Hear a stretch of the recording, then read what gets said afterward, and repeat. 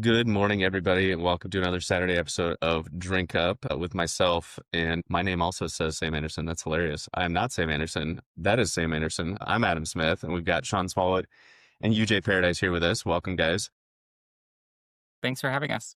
Of course, before we get into it, we'll give a shout out to our sponsors. As always, Jay Williams of Freebird. We'll see if Sam's got his Freebird, obligatory Freebird. There it is. Ryan Hallman and Rocks Advisors, Sam and Alicia Vargo with Bev Assets, and then myself and Alias Advising. And I think that's the list.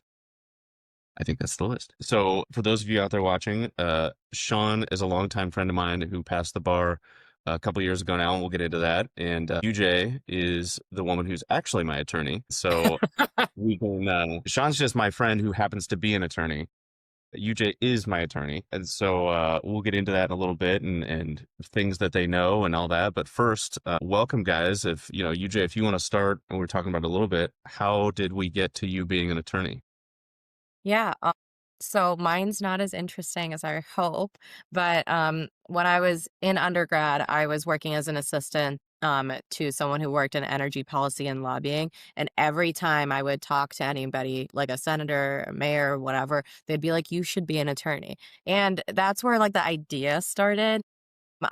Didn't really want to be in energy policy and lobbying, but I think that's where the seed was planted. And then when I was, 19, 20, I was like, okay, well, what am I going to do with my life? I guess I'll go to law school. And there I went. And fun fact, when I was actually in undergrad, Sean was my student government advisor. So Sean has seen me cry way before law school. I did It's not know true. that. That's fantastic. Also, very kind of people to be like, hey, as I hear you talk, you should be an attorney, because Sean knows this. Most people, when they hear me talk, like, you should just stop talking. That's our advice for you. You should just. I've actually heard it's code for you're kind of an asshole, but I've chosen to take it in a positive way. Oh, that's fantastic. Absolutely. Yeah. Two things can be true. Sure. Yeah, for sure. Shanzi, I know the story, but walk us through it. How do we get here? By the way, can I just, are we getting charged for this call? No, this is, That's an attorney joke. we call this client development in Yeah. the world of business development. If we were in person, we could actually buy drinks. Oh, So Next time. Oh, wow. Next It's time. funny. For The sure. true story, my dad, one of his good friends, he was getting some advice from his friend, right? They're just having a conversation. UG, I told you the story maybe when we first met, but a bill showed up in the mail from his friend. So you gotta clarify. You gotta clarify here, right? Yeah, it's always good course, to, yes. to make sure you know Devil's what's in the going on. details. Well, so my journey to law school was a bit more circuitous in the sense that I graduated from undergrad in 2013. I thought that I was going to save the world by being a student-facing student services professional in higher education. And so I decided to go to grad school in Vermont. And so I left Texas. I'm originally from Texas, but I moved to Vermont, lived in the mountains for 2 years. It was the best 2 years of my life. And I got my first job at the University of Minnesota and moved out here kind of on a whim, truly, and was hanging out with a lot of Adam's friends and Adam in particular. And that's what kind of made me stay here. I also met my partner, my future husband, while I was in Minnesota. And so I remember there came an inflection point for me whenever I was working with students where I was never really allowed in the decision-making room. Like there was always kind of this barrier of like, okay, well, like you're just kind of you're the student whisperer. Like you're the guy who can help students, but we don't really need you in here to like make decisions. And that's not to say that the University of Minnesota doesn't allow student services professionals to like help make decisions. That's certainly not true. It's just not where I was in my career at that time. And if you know me, you know a couple of things. You know I don't like to lose. You know I don't like to be told no about certain things. And whenever you tell me I can't do something, I'm going to do it. And so I decided to try and figure out like who was in the room and how did they get there. And one of them was a general counsel. Her name is Carrie Ryan Gallia. She's a district court judge, I think, in the state of Minnesota now. But she was brilliant. Like I just thought I was so enamored by this person. So I took her to lunch and I asked her, "How do I get your job?" She said, "Well, you have to go to law school." And I said, "How do I get your job without going to law school?" Mhm. Said, "You can't." So that was truly my path. Was deciding that I wanted to be a part of something, a part of a profession that can influence decisions in different ways. And I've found various ways to do that in various pathways in my career. So So yeah, that's how I came to law school. And Adam was there whenever he saw me studying for the LSAT. He saw me studying for probably almost every class that I took in law school. And then he saw me study for the bar, or probably didn't really see me study for the bar because no one I saw was like, me I didn't during that. actually see you ever, but I heard that's what you were doing through Nick or via text from you. Yeah. Yeah, yeah. So Adam's been around a while, and so he's seen a lot of me. But yeah, that's my not so short answer to. No, it's so, and I don't even know this is the goal for you now, not that it can't change, but is the goal for you now to still become a district court judge in that way that you envisioned originally? No, I think it's changed quite a bit. Sure. For me personally, I I think law school, like once you kind of get to see how the sausage is made, it changes your perspective on how to do things and like Sure. what to do. And so for me and UJ, I don't know if you feel the same, but I feel like I came in to law school with a very specific idea of like, okay, like this is exactly what I'm going to do. And I came out thinking like, there's a couple different facets to actual legal practice. And I like the arguing, being in the courtroom aspect of my job. I love the intellectual fight that you get into with other people who are really, really intelligent. But I also like helping people reach their own goals. So it kind of goes back to my student services background. Whenever UJ referenced that I was her student government advisor, my whole role was just to help students be successful in advocating for what they need. That's what I Sure. thought my role was. That's how I envisioned it. And now I kind of had a similar role in many ways. Like I'm an advisor saying like, oh, like this is how we can structure this employment agreement. Mhm. Or, this is my advice around how to navigate this tricky leave situation with an employee Sure. who is in a state that has very complicated leave laws. And it's all for the purpose of helping them as a client, as a business, meet whatever goals that they are trying to meet. Hmm. The legal aspect is just a sliver of that. But if I can help demystify some of those aspects of it, I think that that is a successful day, in my opinion. Sure. I mean, half a gig's education, right? Yeah. Yeah. Well, so to dive right in from from a CPG perspective, we got Morning Duncan, Richard, and Cogs coming through in the comments. It's as good a place to start as any, and maybe this is a question for UJ to start with. But early stage brands. I think Sean, you mentioned it, right? Like they have even comparing your sort of legal journey to maybe a brand owner's journey. And I'm sure UJ, you've got a similar experience of like, hey, when I started law school, I thought it was going to be X, but then as I learned more, kind of my opinions, my values, maybe, or just like what my North Star was changed. So Cogs's question is around IP protection. And, you know, I'm assuming you've had conversations, right? I'm putting words in your mouth, but where someone's like, hey, this is my idea and I want IP protection on it. And then 6 months later, they're like, hey, it's still my idea, but it changed. And now I need IP protection on that, right? And so, like, walk us through what people need to know just very generally on what all that looks like. Yeah. So, I mean, I could talk forever on this just because it's Right. such a vast landscape. But I Sure. mean, really early on from like the beginnings of an idea, my advice, and I'm sure Sean agrees, is you should form an entity. Different entity types work for different ideas, right? But usually an LLC for like brand owners is the easiest way to start. Sometimes we'll see corporations if they're planning to have a lot of investors and issue stock, operate on like a board and shareholder, relationship. But forming an entity like early on will give you legal protection for like your personal assets and et cetera. For example, if you have an idea, you start working with it, but you didn't form an entity, and then someone's like, hey, that's my idea. I'm going to sue you now. If you end up owing them 100 grand, that's your personal 100 Hmm. grand that you now owe them.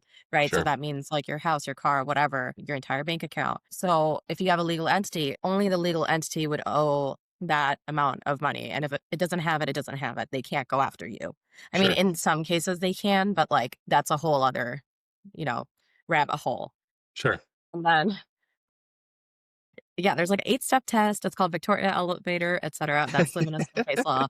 We're But talking let's see, about building I took the companies the loss. right way. So I probably did it the wrong way, you, Jay. We started the company, didn't talk to you. We talked to you after we started the company. We talked to you before we I started. wasn't going to bring it up, Sam.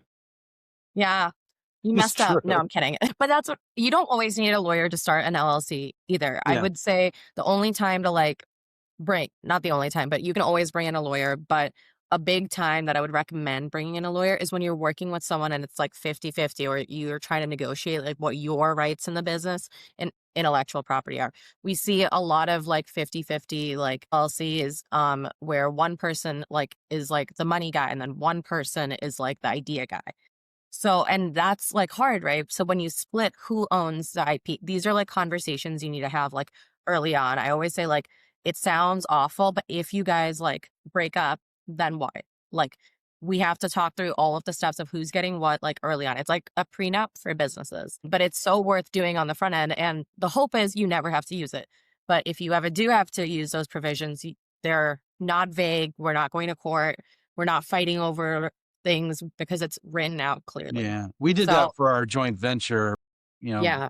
Jessica spelled that out and then clear. Then you were very helpful in terms of the letter. What's it called? When I was working with our partner's The attorney, engagement letter. I got the engagement Yeah. letter. So thank you for that, by the way. Yeah. So a little background was, Sam's doing a joint venture with someone, and basically their attorney was advising, and I was like, okay, but like you have to understand that that attorney is representing his client and his client only. So Right. if you want your interest protected, you should make sure that they're representing you both and the company's interests, not just that other person. Right. Yeah, so, like, every time I work with a business that hasn't been formed yet, I, like, put every single, like, on the engagement letter because the business doesn't exist yet. But I wanna make sure that everyone's protected, because if someone's not my client, I'm not in charge of their interests. That's Like, a landmine if you don't do it, I'm assuming. mhm, Yeah, we see malpractice suits over that all the time because technically our ethical duty runs to the client that we're engaged with. mhm, And there's specific parameters for good reason. I think that there's a history of bad actors that haven't had everyone's best interest at heart. And truthfully, like whenever you receive an engagement letter from an attorney, you don't know, like, okay, do they really have my interests? Like, what are the risks them representing both me and someone else? Mm-hmm. Because usually if we're representing both of you, we're conflicted out from representing you in a dispute between the two of you. Yeah. Right. yeah. So Well, I kept UJ out of it. I know. I'm here Represents for you me. when you need me. No, Yes. I do have, well, I don't know, Sean, do you think I should tell a story about a Minnesota situation? It's in the news, so it's not really As long as it's not, it's not as us. long as it's nothing I was like, private. yeah, It's we love nothing, I story mean, time. it was all over the news in 2017. Please. Oh, yeah. Basically, family-run business, I'm not gonna name names, but I'm sure you can find it if you Google it. Family-run business, really big business, like, I'm talking private jets, etcetera. Big business in the Twin Cities. So that's our goal, Adam. Private jets. Mm-hmm. They're nice. And basically, the dad, the patriarch of the family, plus the owner of the business, was having an affair. And the attorneys knew about it. And once the wife and children found out, like they got a divorce, etc. But then the attorneys actually they didn't get sued, but they were reprimanded by the bar association because they're like, well, you knew that this was happening. You knew that this put the business in jeopardy because you represented the business and the children. You knew he was Oh, using business funds to like pay for these private jet sure. trips. He sent her kids to college. He bought them horses and like Range Rovers and like, it's a, Sounds like our federal government, but I won't go up with We won't approach that topic. yeah, Panel. Oh We'll my steer God. clear of that one. That's but wild. yeah, but all that to say, it's like the attorneys were reprimanded because in their engagement letter, they represented the company, not him. Sure. And they knew that this Sure. was putting the company at risk. And they did not inform the other owners of the company, which they should have because that was their duty. Yeah. So, fun little tidbit about 2017 Minnesota. Totally. Well, and get the so agreement to signed and make sure your attorneys look at it. And the best investment you can make is an attorney. Because I would say that it's expensive if you don't take advantage of the services. well, I want to pick on that for a second, Cogs. I promise I'll come back to your question about internal IP versus sort of external or world facing IP. I will come back to that.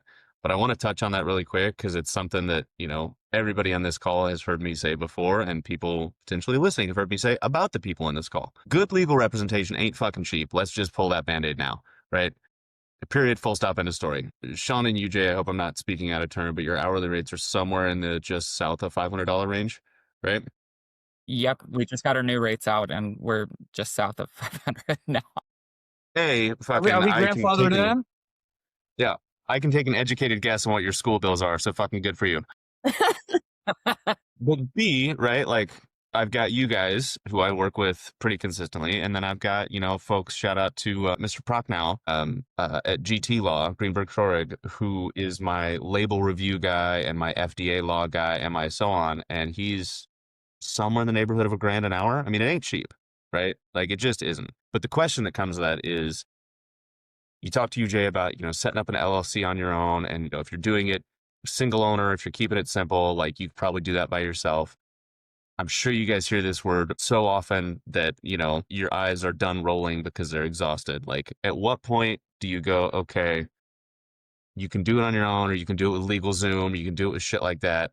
And like, where's the line on, no, now you actually do need a professional, right? And I know the payment is going to be the payment, but you need to just do it. I I'm think sure I it have a is different based on your perspective risk than, tolerance. That's yeah, my answer for everything. Like, for example, before we started the call, we were talking about, like, what should we call it? Sean is a lot less risk tolerant than I am. So, and I always tell everyone, I was like, this is a you decision, right? Like, what are you willing to risk for this? Again, like I said, like, I actually would never use LegalZoom, so please don't do that. I think, like, yeah, it shouldn't be that, like, I just would never use anything like a form from Sure. there. But I think that this is like my like life hack, and it's like not great advice for like from a firm, but like if you've ever signed an agreement, right? Like, for example, if you own real estate and you want a lease, look at your commercial leases that you've signed in the past as the counterparty, right? Like, take it from them. If I ever wanted to be a landlord, I would look at the lease that I signed for my college apartment, because that was very Mm, aggressive. And it was not to my benefit that I signed that, but it would be a great form as a landlord. sure. So it's things like that. So if you've ever like signed an independent contractor agreement, maybe start from there. Like if you really can't afford legal representation, there's Sure. also a lot of free legal clinics in the, Twin Cities, like the University of Minnesota Business Law Clinic. Like, I still volunteer with them, and the students basically do the legal work, but then the attorneys oversee. So like, I've had a lot of like there's been a lot of clients. I had some of them at my bridal shower. It was excellent. But I would say like it's based on your risk tolerance, but I think anytime there's any intellectual property potential dispute involved, any partnerships involved, and anything regulated, like if you're doing food and beverage, I would get somebody involved. Like, I have a client who wanted to sell eggs because she has chickens, and then we looked into like the actual laws and it was way too complicated. She's like, I'm just going to keep giving them away for free. And I was like, that's fine. Like, Right. that's Right. absolutely allowed. But, you want anything in a regulated industry, I would recommend getting an attorney. Sure. Sean, anything you want to add there? I mean, I think that there's a couple of things. I think whenever you're setting up your business, I think getting insurance for any type of legal risk, we call it, I forget what the, Errors and omissions or the general liability, that yeah, kind of stuff? I mean, Yeah. there's a lot of different I carry policies I out there. carry both. I Mm-hmm.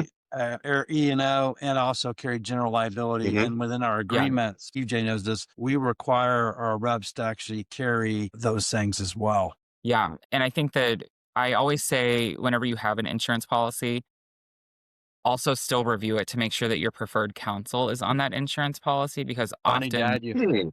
yeah, because often our firm, because of our rates and because of where we are in the market, we're not always considered panel eligible for those insurance policies unless the client is asking for it. And so that's just something to be aware of, is that whenever you even get an insurance policy, you need to review it more in depth, because you might not have your preferred attorney on there, and they might give you to an attorney who is listed with the insurance company. And Oh, that's those are fine interesting. attorneys. I've interacted with them in different aspects. They're just not your preferred attorney. They don't know your business. They don't have an established relationship with you, and that costs money to get them caught up on Right. what Right. your situation is. And so Interesting. that's a Good to huge know. piece of it that I think we run into this a lot with some of our clients, and I do mostly employment where I do employment litigation. And whenever there is a dispute with an employee, sometimes we're not listed. And sometimes the insurance company will say, okay, you can have you can have Taft as your preferred attorney. You will just need to pay the difference between the rate that we're willing Hmm. to pay them and what they charge. And so we Sure. see that occasionally. Sure. So I think that that's the first thing, is make sure you get insurance. The second thing I would say is, if you are going with an attorney who charges at a very, very low rate, and again, I'm not trying to disparage any attorneys out there. Like, there's some really Just a fine little bit. attorneys. But what I will say is that, and UJ and I have talked about this, we sometimes have to correct a lot of work Sure. that has been done previously, and that costs more money on the back end than us just starting from the ground up sometimes. I can tell you that there's been several instances where I have received something, and it was like an employee handbook, for instance. I'll just say it's an employee handbook. And it was drafted by someone else, or it was drafted by ChatGPT, which What? has happened, it happens, I think and it's it's wrong. happening in real time everywhere. Mhm. Yes, it's happening all the time. And it takes so much more work to try and fix the language rather than working with this proactively. I know Mhm. it's a headache and I know it's a huge cost up front, but it's a huge investment that pays off dividends in the back end. And that's the thing that whenever I'm talking with potential clients, I'm always like, you can certainly go with another attorney. That's your choice. I can recommend other attorneys for you if my price point is too high. But what I will say is, depending on who you go with, if you have a dispute over it and it needs to be redrafted or something needs to happen with it, you'll have to come back to us and it's going to cost you more. Yeah. And Yeah. No, I mean, I think, that's not always true, but that's my pitch to people. no, I mean, I And think, especially around IP stuff is so, we have a whole, I don't even touch IP. Um, I, whenever an IP issue comes up, I make sure that one of our IP, we have a amazing IP folks at our firm. I make sure that they're clued in automatically. I can advise you from the employee perspective on how to protect works made for hire and ownership over copyright issues. Make sure that that's in your agreements. But whenever it comes to like changing ideas, trademarking them, getting them registered with the US Patent and Trademark Board, getting all that done, you need an IP professional who actually understands the industry, because they can also help you if your initial trademark is denied or it would be potentially infringing on someone else. They can actually mhm. help advise on other ideas that you might have to help cut through some of the issues and help you craft. It's ultimately your decision, but help you craft whatever that brand is that has the least amount of risk in term. Is that Monroe? That is Monroe. Yeah, I know it, but they can help you craft your brand. Of course, it's your decision around legal risk, and that helps avoid issues in the future from like a infringement claim. Sure. So I wanna jump in because Kogs is blowing us up with comments and some really good questions. But before we get there, the old adage, whether it's the work Sam offers, the work I offer, the work you two offer, if it feels too good to be true, it probably is, right? If it feels like, oh my God, this is such a fucking steal, maybe take a little bit sharper look at it, right? Because the story I'll share before I get to the questions, years ago at BevSource, we had a client who had a lightly caffeinated water, right? And it was a blue can with white lettering, and the first three letters of the brand name sounded real similar to a soda brand that also has a blue can and white lettering, right? You can guess who they got a cease and desist letter from, right? Automatically, probably Yeah. like within the first week. Yes. Right. To the point, to the conversation we just had, right? Like LegalZoom's not going to tell you there's potential risk there, right? The full attorney, or a full legal firm is going to do that upfront. I'll use a word that I don't know truly what it means, but I assume it covers it. Their due diligence of like, hey, here's kind of all the shit that could be coming your way based on what you're trying to do, right? Yeah, people try to So to get assist to and Cogs's, assist you. They try to stop you from moving forward. And Mhm. even I get an example. I don't know if I can say it. Maybe I can. Yeah, Tina's vodka. Tito's vodka tried to stop Tina's vodka, and they couldn't. But Tina had probably a really good attorney, so she owns Tina's Yeah, I mean vodka. Tito's doesn't own it Tina's happens. vodka, and vodka can't be owned. But Tito's felt like Tina's vodka was infringement on them. And I'm not an attorney, but Yeah. Yeah. So that's some good So attorneys to battle I want to that. get to Litigators, Sean, had some litigators in that conversation, I bet. Yeah. I mean, I love arguing with people about whether or not something is actually a breach or whatever it is. But that would be I kind of want to look up that case afterwards just because I'm a nerd in that way. But Yeah, dude. Yeah. also, again, let's pick on that. Like, and UJ made the comment about, whether it's part-time school or, see it in the real estate world a lot, like people that do real estate part-time, like, don't get me wrong. I'm not saying, I work with a lot of brand owners for whom their CPG, their food and beverage business is the side hustle, right? So like, I'm not knocking that. What I am saying is if you're already in that position, surround yourself with people who do this full time. And more importantly, people who fucking nerd out on it in their free time, right? Like that's the type of support you want. You don't want a team of part-timers because it's going to feel that way, right? Just, it's my own PSA. So Cogs's question twofold. A, how do you advise people on IP, not only internally in terms of split maybe among the owners, but externally, kind of what we just talked about with cease and desist and Tina's versus Tito's and that kind of thing. And then Cogs is actually based in Canada. So do you guys do any work as far as like, oh, I have a brand here that I started in Minnesota, but now I'm taking it into Toronto, and what does that look like? Yeah. I mean, so I actually am just advised. I have a new client that I am just advising on internal and external IP because we're doing this complicated internal structure where like someone has like options in the company, but Sure. externally they've like worked with a lot of companies to develop certain products that they like want to use in some capacity. So for internal IP, I think if you're just it's easier when you're just starting out because you can agree to what's going on, right? For your employees, you want them to sign employee invention assignments. For your consultants, you want them to make sure it's like you want them to sign it over to you at the end or like come to an agreement, right? Because it's not like automatically like yours, depending on the state too. Mm-hmm. But we just want to make sure that IP is addressed in any internal agreement. And we always recommend entering into written agreements with your employees and your contractors. Like everything should be written. Like this should be Mm-hmm. like, even though like, there's like in employee agreements, right? It's you can terminate that at any time, but you want to make sure you have rights to all of their inventions. And if they like used your computer to code something, like if they use company time and money, etc., to do that, then that should be the company's. I mean, or if you are nice enough, it can be theirs, right? But like we see a lot of like dispute over that. So internally, I would just say document whatever you want the intention to be. That is your business decision. Mm-hmm. Like document it internally. Externally, there's a lot of different like things. It depends on what business you're in, right? Like if we're talking trademarks, if you're using a logo and it's not trademarked, you still have common law rights in that logo. As long as you've been using it and you didn't stop using it, you have common law rights. So you don't always have to be like, gotta file my trademark like today, but you don't know if that trademark's infringing on somebody else's business.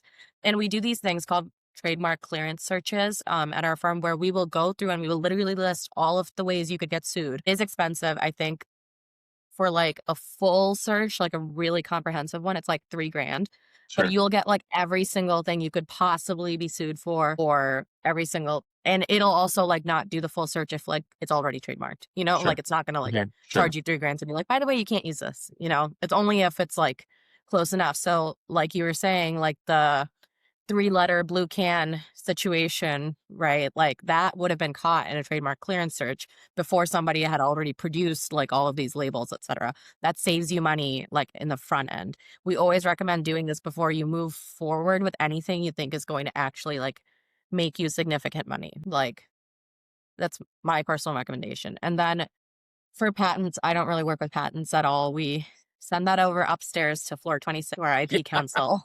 I'm like, hi, somebody please help. Yeah, all of our IP people are on the 26th floor of our building. So we're just Yeah, like, hey, they're right above 26, us someone where they help. should be. You I guys feel have a like that's how building? yeah, I'm How many sorry? people, it's how pretty. many floors do you have? 5? Holy No. We're cow. 22 5. through 26. So yeah, 5 floors in kind of the central building in downtown Minneapolis. All The IDF attorneys? Center. Well, we have staff and paralegals in our building as well, but And they're our like each floor is marketing. attorneys and marketing and our IT department. So yeah, Sean's on 23 and I'm on 28.5. Sorry, They keep Sean, us you didn't get apart. the We talk too 25, much. but hey, still time. It's okay. I take the internal staircase and go bug UJ every once in a while. Yeah, Oh I god. know. especially No. because her Wait, floor just is brighter. Like, I don't know what it is, but the lights on her floor are brighter. Keep you keep you in the dungeon. Yeah. Yeah. Oh my god. Well, I mean, so on Kobe's the specific question around, I think, IP externally, especially like cross-border IP issues, I'll say from an employee employment perspective, we have recommended counsel that we have based in Canada that we will often refer clients to because Canadian law is just it's built different. It's based on a French system of laws. This is a very nerd piece, but different countries obviously have different laws. But I think what people sometimes don't understand is the foundation of those laws look a little different. And Mhm. so in Canada, I believe that it's based on a French system, or at least maybe some of their provinces are, which is very different than the United States version, which is based on an English system. And so there's a long history of laws that are related to this that it's kind of like whenever you're starting a brand, like whatever foundation you start from, like your Mhm. brand kind of mimics that to a certain extent. Mhm. It's the same way with laws, and so it just looks a little different. But what I will also say is that whenever it comes to IP, state law actually has a lot of nuances to it as well. So sometimes I Mhm. think we think of the US just has like a one body of law around like intellectual property in particular. But what Mhm. I will say is that if you have an employee or an independent contractor in certain states, the big states that I think of often are Minnesota and California in particular, the agreement has to include certain language in order to be enforceable. And so it's Mhm. not just including the language that, whatever you do for the company is ultimately owned by the company. It has to have very specific statutory language sometimes in order for courts, if it ever comes into a dispute, for the court to recognize that the agreement is enforceable. And so Mhm. whenever you just go on LegalZoom or ChatGPT, one, those models are built to kind of affirm like your own thinking. They're not really built to scrutinize your thinking, Well, Sean, I'm or never wrong provide anyway, you. so that's not a problem. Well, so I'm gonna then go. then you're Sorry, susceptible to being sued, probably. Well, I I'm hope gonna not, Yeah. obviously. I'm But yeah, gonna, this may not be on subject, but I've been looking up. Yeah, made me, so Sean, you made me look up this. So it's actually Sazerac, which was the suit. And actually Sazerac had a label 1968 that had the word Tina's on it. And they challenged her and that went to the US PTO approved her mark in November 2020. But a month after it was approved, there was letters demanding she abandon her mark, her TTB cola, her company name, and even her website URL. Luckily, one of Crush's colleagues in the liquor industry connected her to an IP litigator, Douglas Q. Hahn, and together they challenged the claim. And after a drawn-out legal battle, Tina Caress and her vodka brand had won in the end.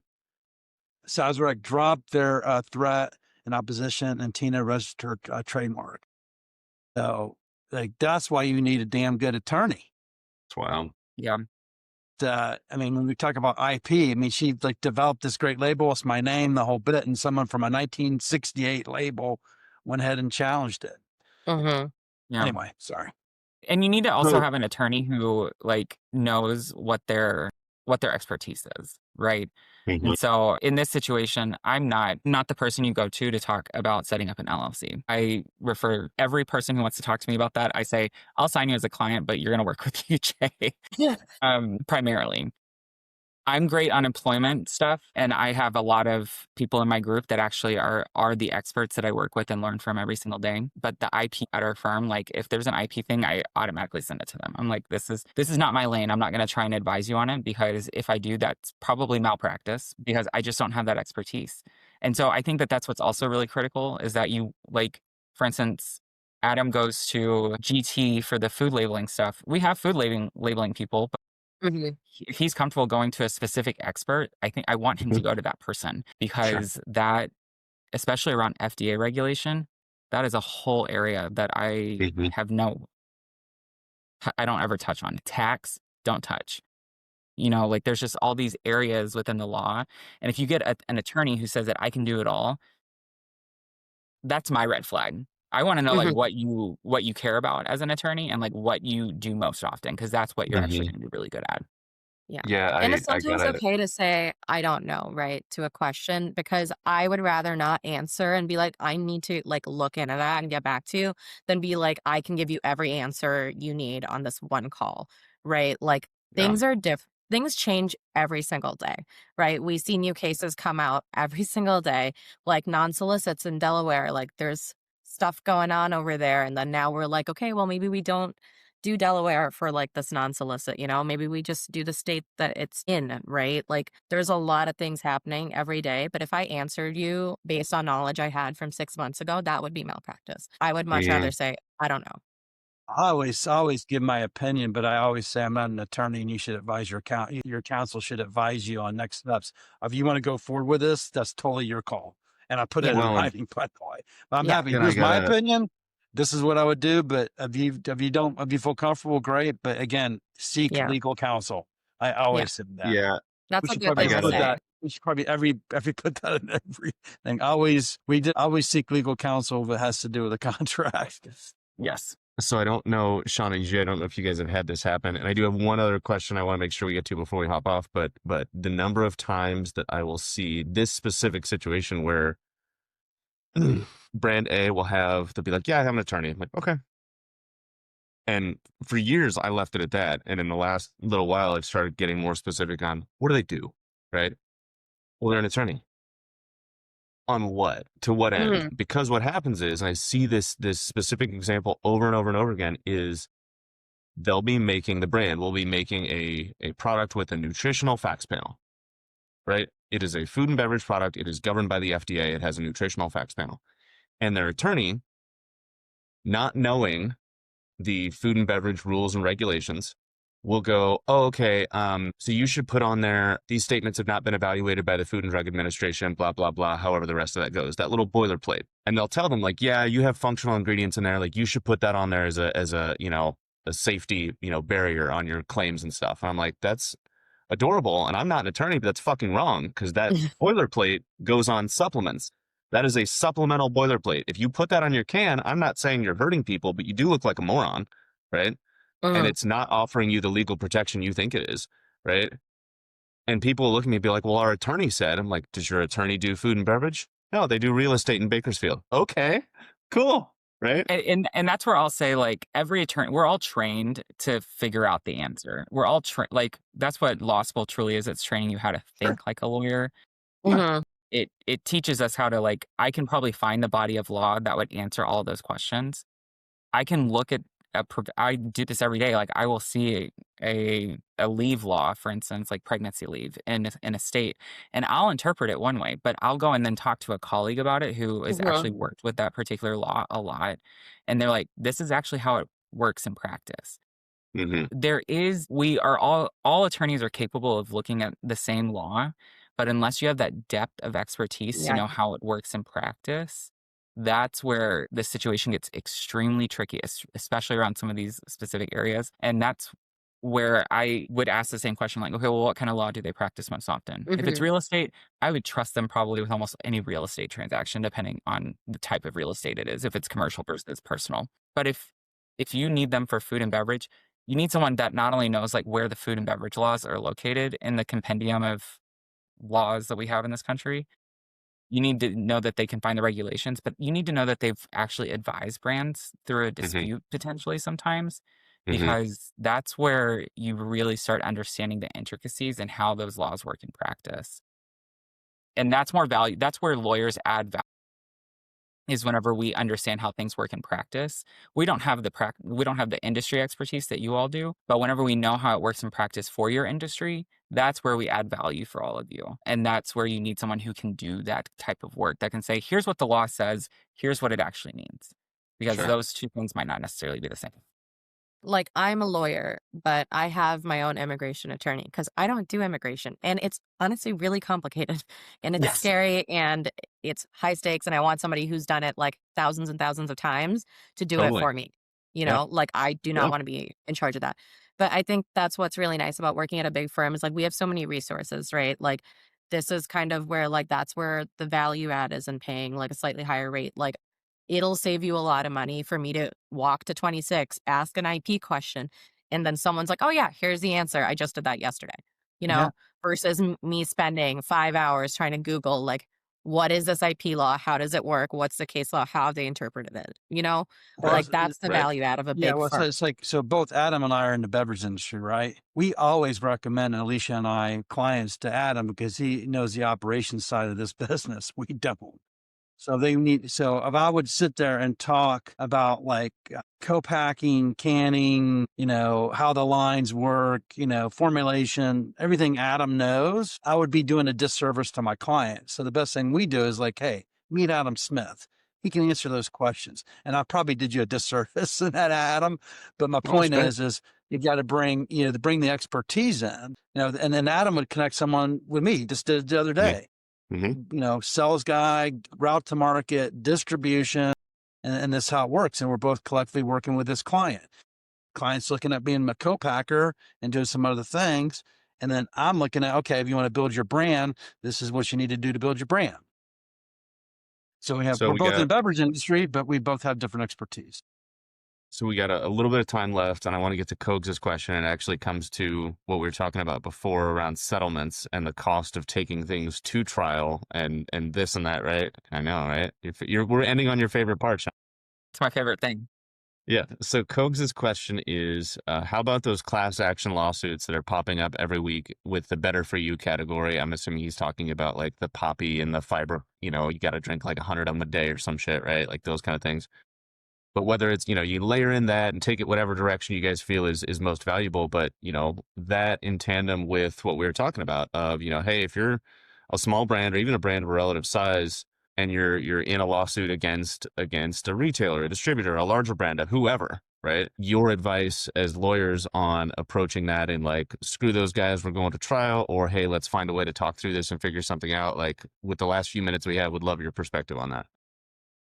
Yeah, that's such a big topic, and it's one that I know that I feel like I encounter every day just because my nature of my work. And so I haven't really explained this well, but I mostly just do employment work. Half of my work is advising people through those situations, but the other half of it is kind of employment litigation, and I do a fair amount of general commercial litigation as well. I've been doing that quite a bit more lately. And so what I've learned, at least in the past 3 years, is that the ultimate question is, what is your risk tolerance? It's the same question that UJ asked earlier, or Mhm. that she asked a lot of her clients is like, what's your risk tolerance?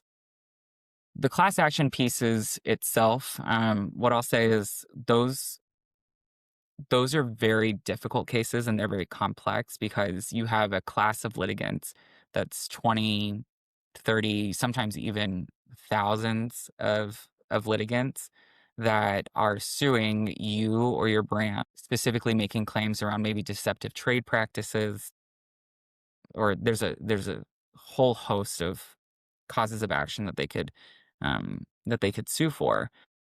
And those are very, very expensive. I mean, you can Google any of these class actions. Some of them settle for the big, big brands, the big, big class actions. They're settling in the billions of dollars. Mhm. Even in Minnesota, I've seen some class actions settle around the 11 million, $12 million range, just because of the nature of the class. The class is usually less than, and by class, I mean the number of people who are suing. Sure. The class is less than 100 people. They're suing specifically for wages or um, unearned wages or wages that they think that they should have earned that they didn't receive. And so what I'll say is on the class action piece, those are really, really hard. Those tend to settle not because anyone did anything wrong necessarily, and not because something bad happened or someone broke the law, but because the cost benefit analysis for going to Mhm. trial, going through trial, is not worth it for the brand. It is cheaper, actually, potentially, to settle for $1 million than it is to go through trial, which could be potentially $2 million just on attorney's fees and costs. Yeah. That's not that's not even if you lose. If you Right. lose, you're still on the hook for that $2 million plus potentially the other million that the jury decides is awarded to those litigants.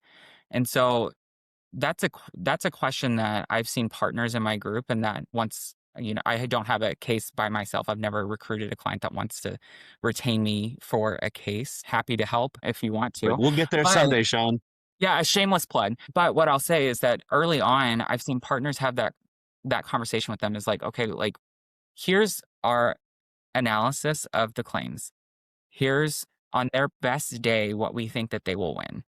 Here's what it could potentially settle for based on some of the numbers that we have.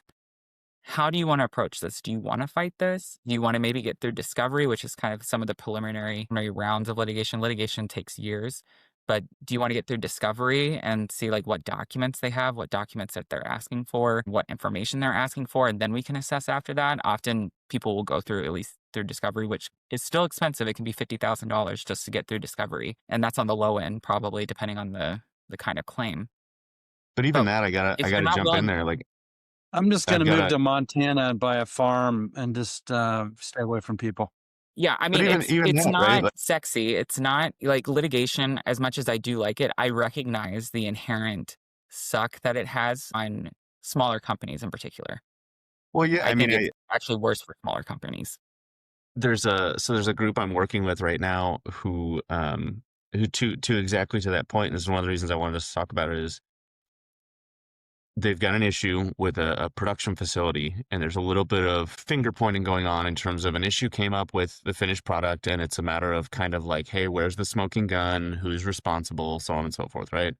Which that part's not uncommon. But the brand owner, and again, it's a perfectly valid question. I don't knock them for asking it, but they're looking at me from an operational perspective of going, well, who should have known and who should have done better and who's, and even from their perspective, they're like, I'm not trying to burn their whole business down, but like, do I have any legal recourse? I'm like, look, I'm not a lawyer, but do you have 30, 50, 100 grand laying around to get through even just lawyers figuring out who's responsible? Because it sure as shit won't be me, and I'm not footing that bill, but it's probably going to look something like that, right?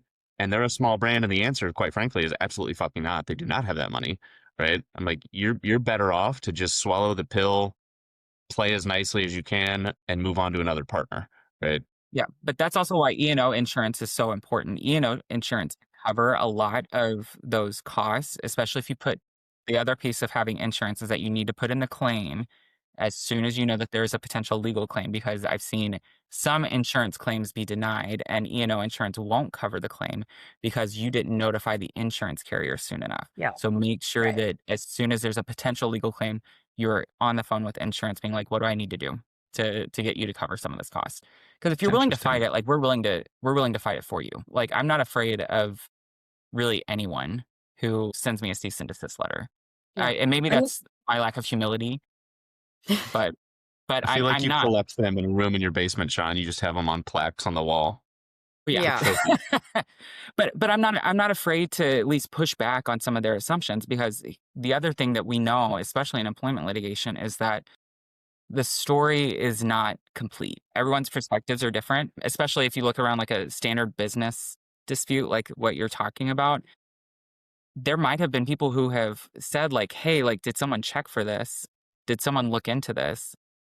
And someone might have, but maybe they just didn't see the issue. And that's where these finer details is what makes litigation actually very expensive, because there's usually not a smoking gun.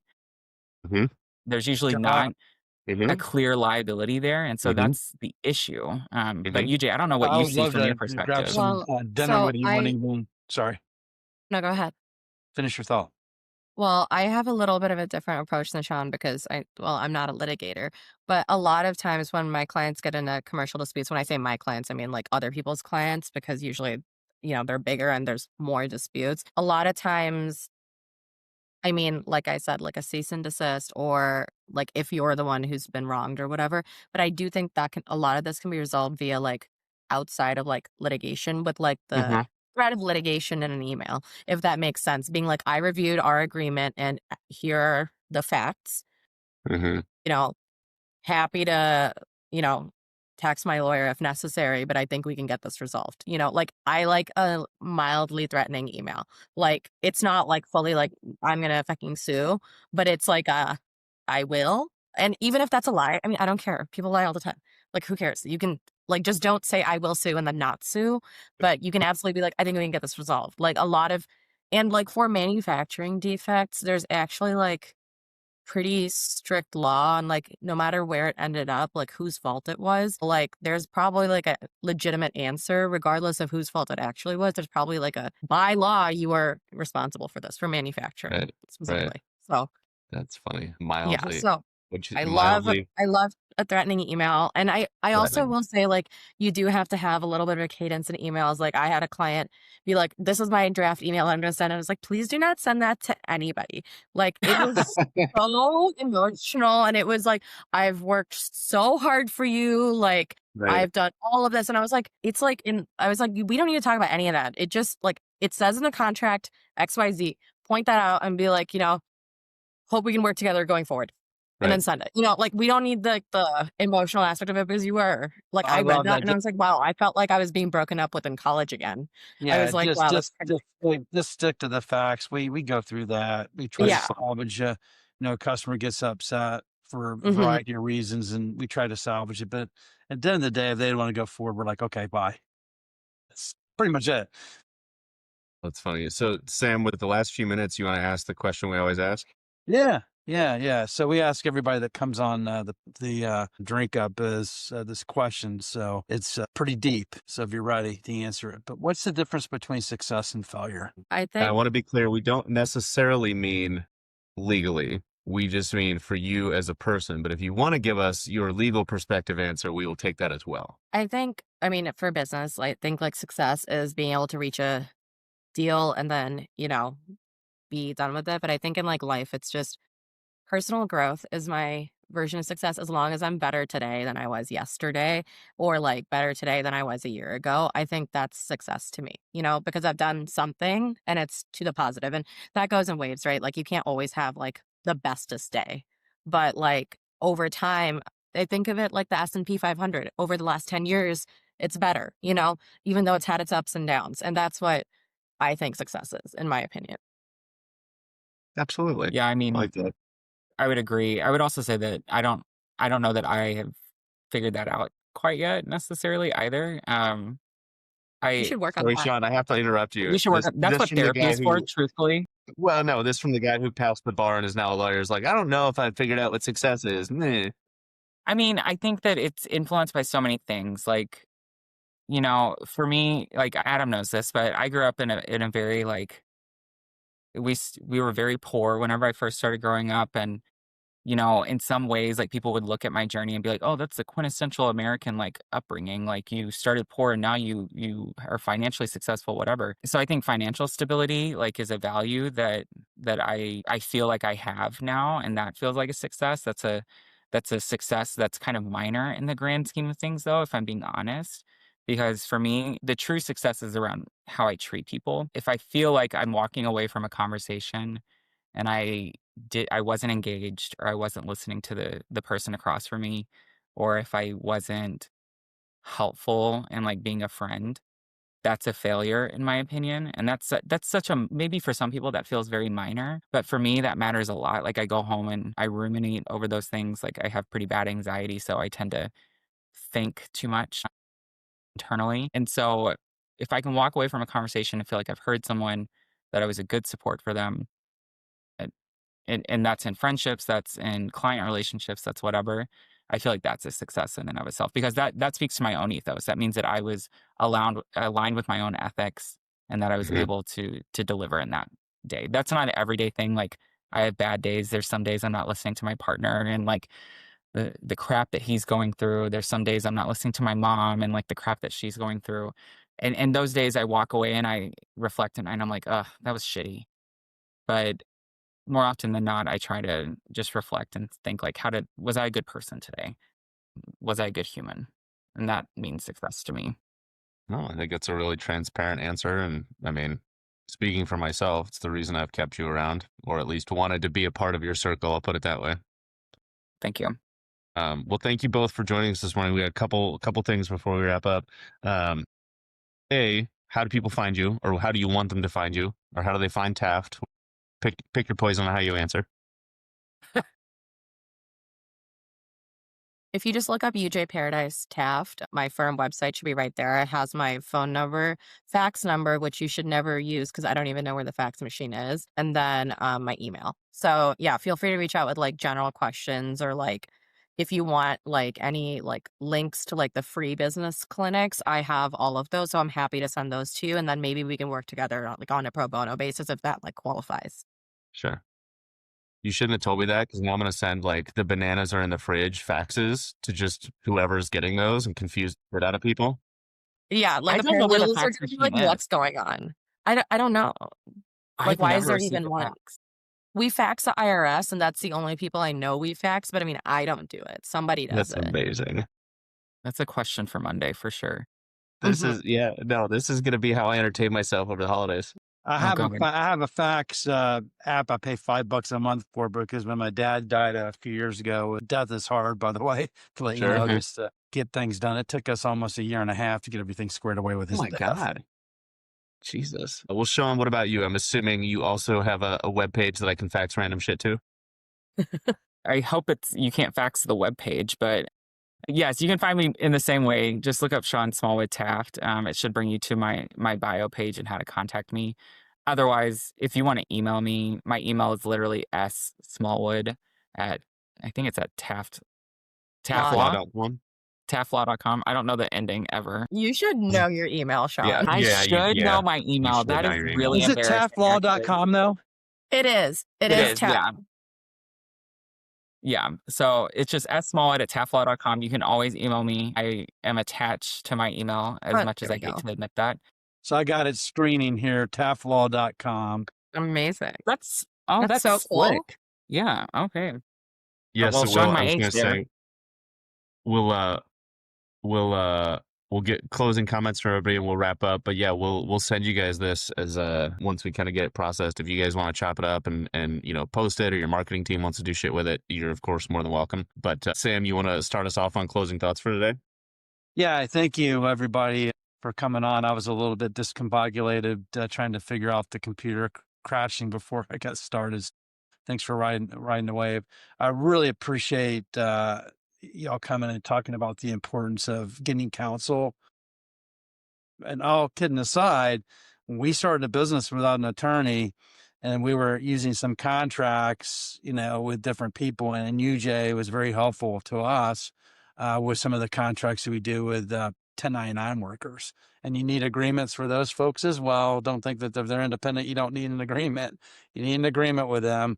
So we've been working through that over the last year, UJ. So thank you very much. And I would definitely tell you, reach out for Sean and UJ if you're starting a business or even you have a business. It's never too late to talk to an attorney because they at least will point you down the direction you need to go. And I tell you, making that investment is much cheaper than waiting to make that investment. So thank you.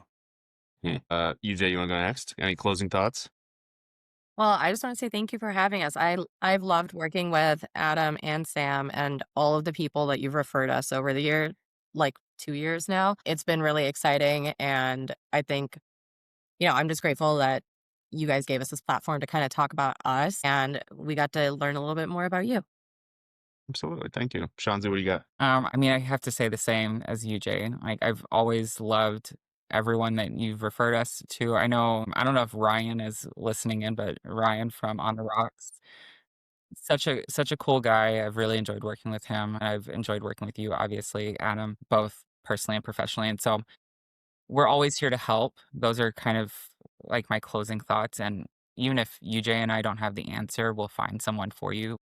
But you can bet that we're some of the hardest workers whenever it comes to you bringing your business to us. Like, we will work hard to make sure that you get the right answer. And so that's a small plug for both of us. And I know that personally because I work with UJ every day and I see her do it. Yeah, and I'm gonna make a much larger plug for the two of you for anybody who's listening and for anybody that might catch this in the future. Sean was the first when I knew I was going to start consulting, whatever, 14 months ago now. Sean was one of the first calls I made because it was like, I'm gonna put my fucking foot in my mouth and I need a lawyer. And I just happened to know him, which was incredibly right. Oh, Right? I Yeah, we thought sound that was effect. this is so fancy. Yeah, right? All right. oh my gosh, I thought that was me, and I was like, oh no. Right? I know, we're like, what feedback are we getting? Fuck. Um, but more specifically, Sean obviously introduced me to UJ, and I don't even know if I've told you this, UJ, but in the 14 months, 12, I don't know, however long we've been working together since you kind of helped me draft that initial agreement, and the updates that we've made to it over time, I've literally never had anybody redline one at all, right? I send it to them, and they're like, "Cool, sounds good," and it gets signed, right? Which, like, I'm sure part of that's luck. Part of that might be the folks I'm working with are a little newer, but I also feel like a large part of that is like shit got done right the first time, and it was developed with intent and care and focus, and so that's me speaking highly of your work because it's been super beneficial to me to not have to fucking bounce all that shit back and forth over and over again.